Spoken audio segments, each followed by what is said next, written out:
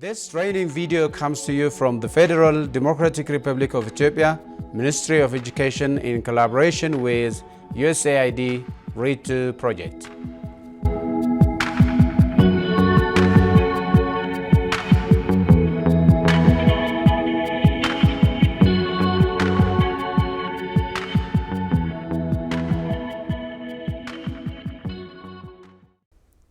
Hello teachers, how are you doing? In our today's discussion, we will describe the basic concepts of continuous assessment, identify the possible instructional decisions, and raise some special issues to be considered.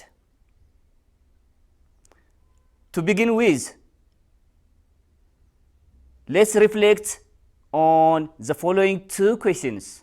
Why do you assess students?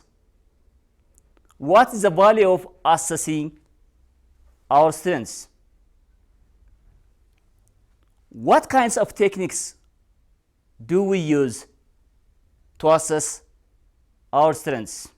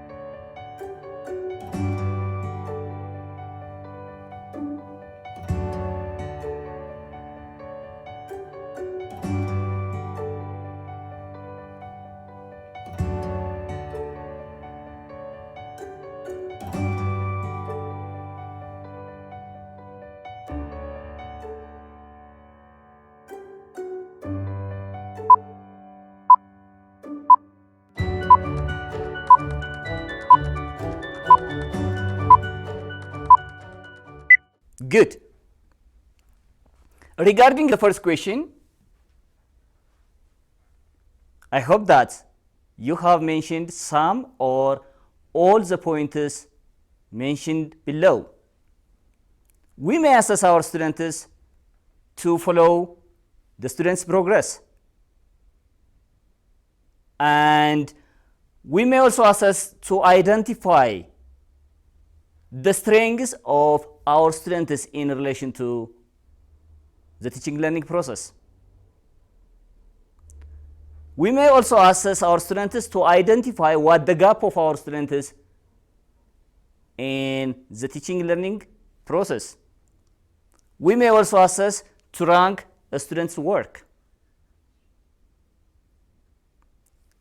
Now let me come to the second question, the techniques which are commonly used in our classroom situation. There are various ways of assessing students.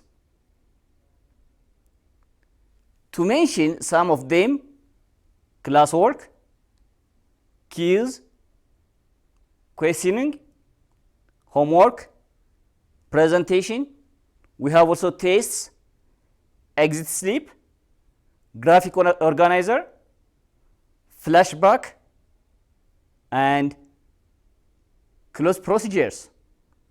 But this doesn't mean that these are the only ways of assessing our students. If need be, it's possible to mention dozens of techniques. For further reference of these techniques, go to the preliminary page of the first semester teacher's guide. I hope you could find many more techniques.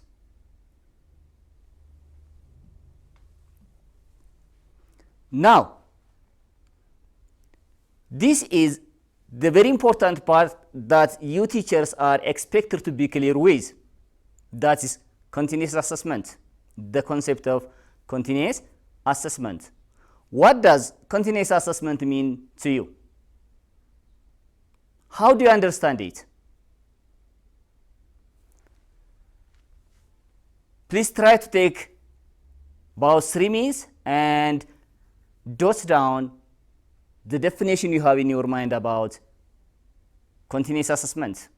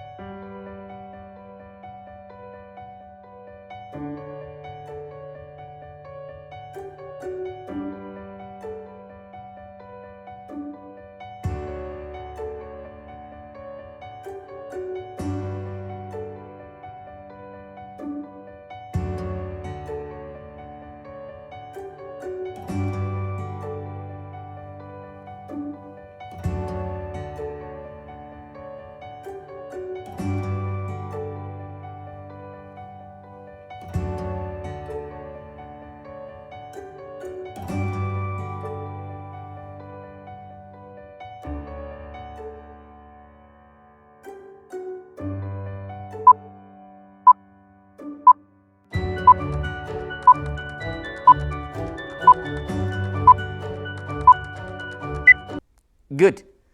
Continuous assessment can be considered as a process by which we gather formal and informal information about students' learning progress. It could be during or after the instruction. We may assess our students, or we may gather information with the intention of responding to the needs of individual students. And it is one of the most important responsibility we have as a teacher in the classroom. The evidence that you gather about your students should help you to support them accordingly. I think you have got some important pointers from this definition. And here there is a table which shows us the things that makes continuous assessment different from other kinds of assessment techniques we have.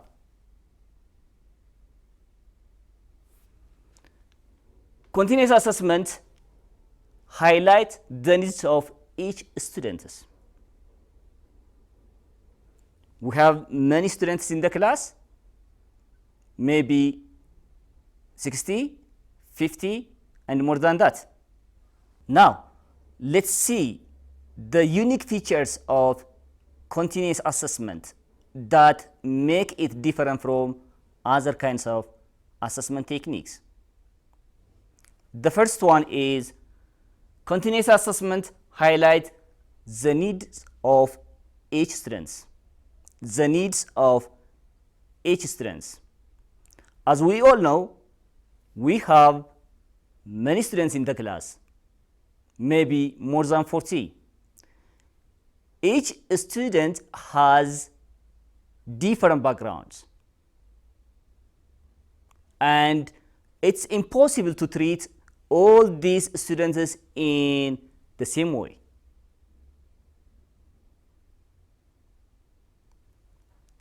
But other assessment techniques may view all students as being or need to be at the same place in their learning.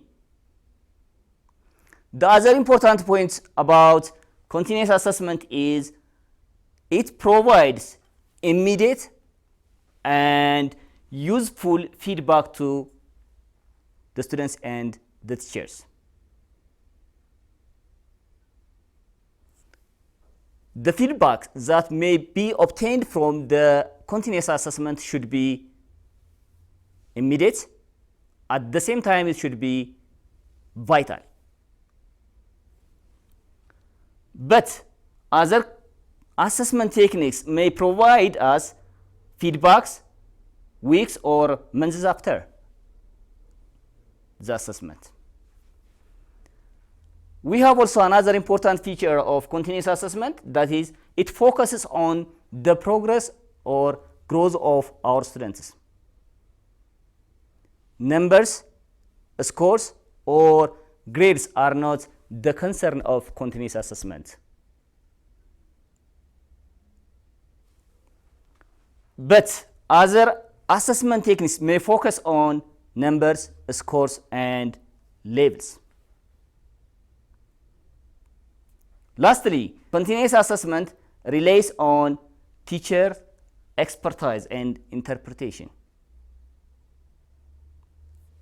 No other body had the responsibility to do this. The mandate is just for the teacher. But other assessment techniques may rely on outsiders, other teachers, to score and analyze. Good. The next point is, how can we get information? How can we obtain the intended information to make certain kinds of decisions about our students' learning? We may gather information formally or informally. Let's see them one by one. Yes, the first one is informal continuous assessment. As the name itself indicates, it is a way of gathering observational evidence, meaning evidence from everyday learning, products students produce. It should be used on daily basis to make certain kinds of instructional decisions about what we are expected to do in the next class. And this includes questions students ask during the instruction. Students may ask certain kinds of questions in the class. By taking this one as an evidence, it's possible to decide what we are going to do next. And observation or work patterns. This is also another way of gathering information. Oral reading and reading response of our students. The evidence from daily work products. So by doing these things or by gathering information this ways, it's possible to make decision about the next learning. When we say formal continuous assessment, it's a gathering of targeted evidence to periodically check for students' mastery. This is what we teachers are commonly using in the actual classroom situation. And it includes, in a class, quick assessments of all students, individual quick assessment of students for whom you are concerned, developmentally appropriate assessment quarterly to track long-term learning progress. And now, let's see the continuous assessment tools and strategies. Many points have been mentioned here. Some of them are the assessment techniques or tools, and some of them are learning strategies, meaning it's possible to use them interchangeably by considering the level of our students. So the level of our students should be taken into consideration here to use these things as a means of assessing our students. Tests, portfolios, exit slip or ticket, checklist, flashcard, graphic organizer, spider diagrams, response, index card, alphabet chart, oral presentation with checklist, rubrics, scoring guides, rating scales, questioning, instant quiz, observation, homework, classwork, mid-reading reflection, worksheets, listening closely, self-assessment, and peer assessment. As I have told you so far, it's possible to mention hundreds of techniques. It depends on the context that we are in. So it's up to the teacher to select the appropriate technique that make hand in hand with the student's level. By the way, let me make a point here. Continuous assessment should consider the minimum learning competency of our students. These two things should be aligned to each other. So, as a teacher, before we are proceeding to assess our students, we need to be quite clear with what is expected from the students at that grade level. So, it's mandatory to know the minimum learning competency of our students. For example, this minimum learning competency has been taken from grade 5 English lesson. And you can see the lists of MLC at each grade level at the back of the teacher's guide. You can check there. So, here we are, the minimum learning competency for grade 5 students. Read 2 to 3 short paragraphs and report the message. Read and arrange sentences in a logical order. Infer the meaning of new words from the context. Read a short passage about 150 words about what people did in the recent past. Read simple stories illustrated by pictures and respond accordingly. Read postcards and simple letters and answers questions matched to the picture etc. Predict the theme of the passage by doing simple pre-reading activities. These are minimum learning competencies expected from grade 5 students. What kinds of techniques do you use so as to evaluate this minimum learning competency? Let's see some of them. The teacher can use different kinds of strategies to evaluate reading fluency, vocabulary, and comprehension. Self-assessment techniques, peer assessments, questioning, observation with checklist can be used to evaluate reading fluency of our students. And flashcard, graphic organizer, oral presentation, write pair share, exit, sleep, close procedure, portfolio can be used to assess the vocabulary power of our students.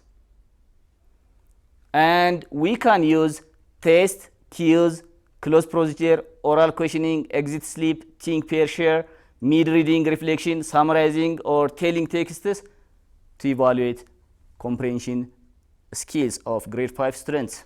Now, let's see how graphic organizers can be used as instruction and assessment tools.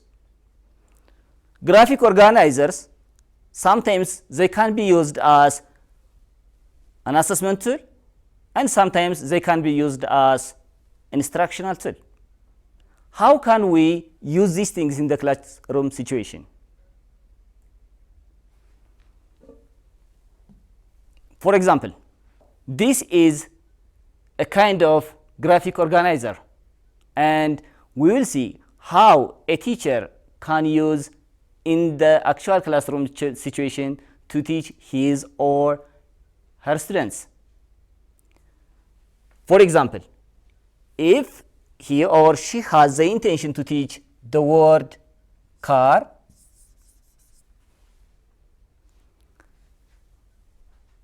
he is expected or she is expected to put the definition of car here,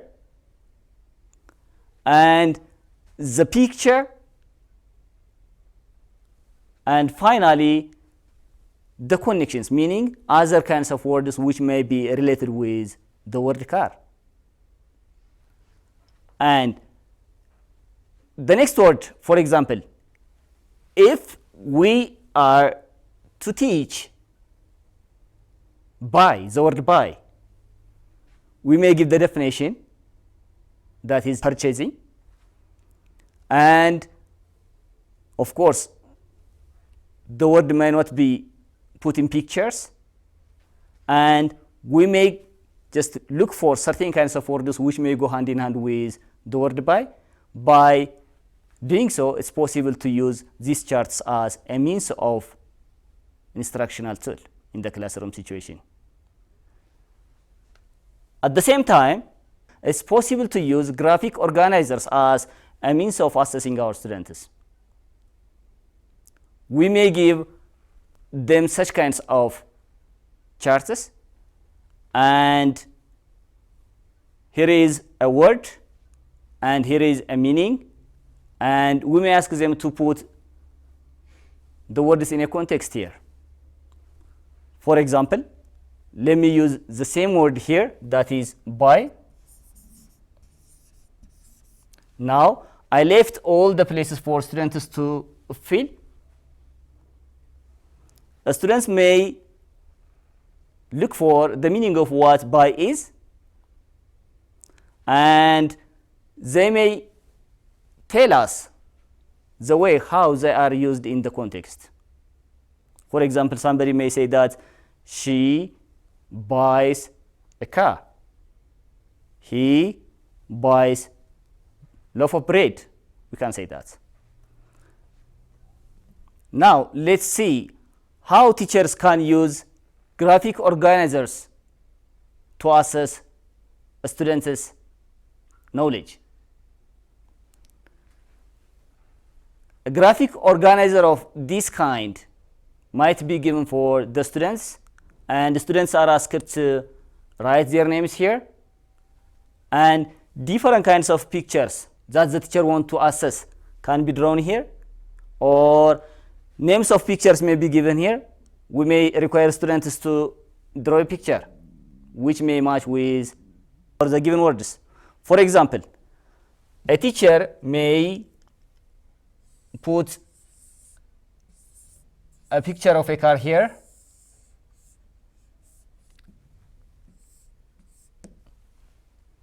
now the students are expected to put the word which clearly express this one, and sometimes the teacher may give a word, for example, flower, and students may be asked to draw the picture of flower here. By doing so, it's possible to assess our students' knowledge of vocabulary. Now it's possible to conclude that the objectives should be aligned with our assessment techniques, meaning our assessment techniques should consider in the way that it could enable us to assess the objectives being set there. Now let's see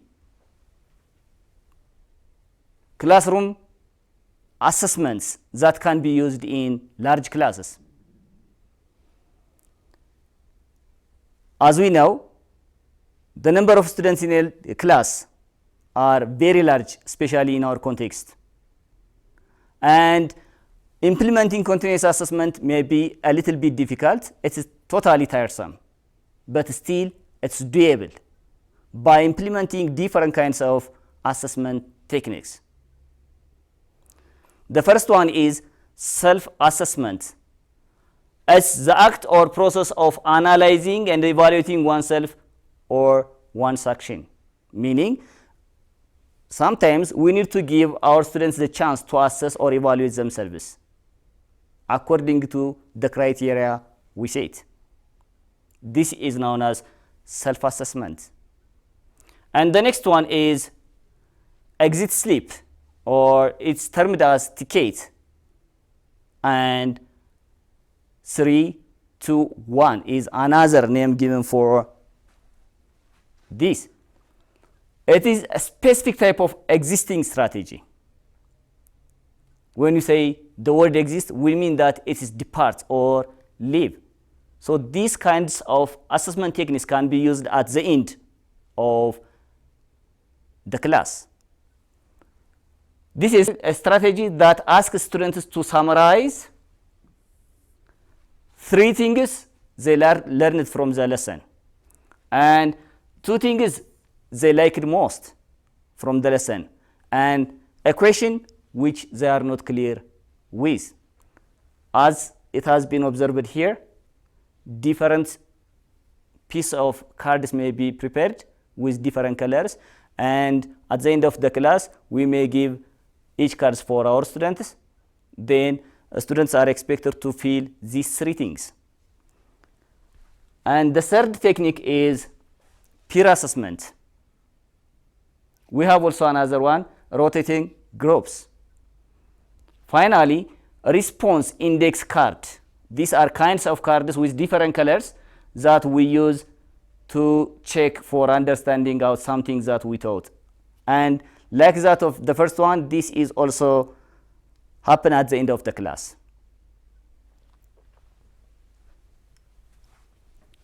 Now, let me make a point here.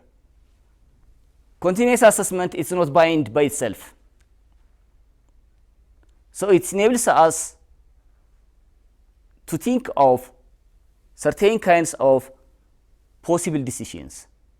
What kind of decision should be taken in order to alleviate the problems that we have observed? For example, we may make decisions in regarding to reteaching. Some of the possible instructional decisions we may make after getting the information is reteaching key skills or information within the lesson. When the most students are struggling, we may reteach the lesson tomorrow or 2 periods after, because there are things that students are getting confused. To get rid of these things, it would be very recommended to reteach the lesson. But while we are teaching, we should make certain kinds of changes. And the next one is adaptation of lessons. Some lessons are difficult by their nature, and they may not be considering the level of our students. At that time, the teacher has the right to switch his way of teaching or methodology in some aspects. So this is adaptation. We may also make another decision, tutoring. Who have certain kinds of difficulties should be selected or identified, and certain kinds of tutor should be given for our students. And we may enhance activities for students. By the way, all the students are not the same in the class. Sometimes we may find more able students in the class. So some special activity should be given for our students. Finally, let me see what feedback is. Feedback is information about learners' performance related to learning goals. Obviously, continuous assessment can't ever be an end by itself. Rather, it should generate feedback to learners. Feedback engages learners to constantly reflect on how they can approach and evaluate learning, which leads to successful learning outcomes. This is the end of our today's lesson. Thank you very much.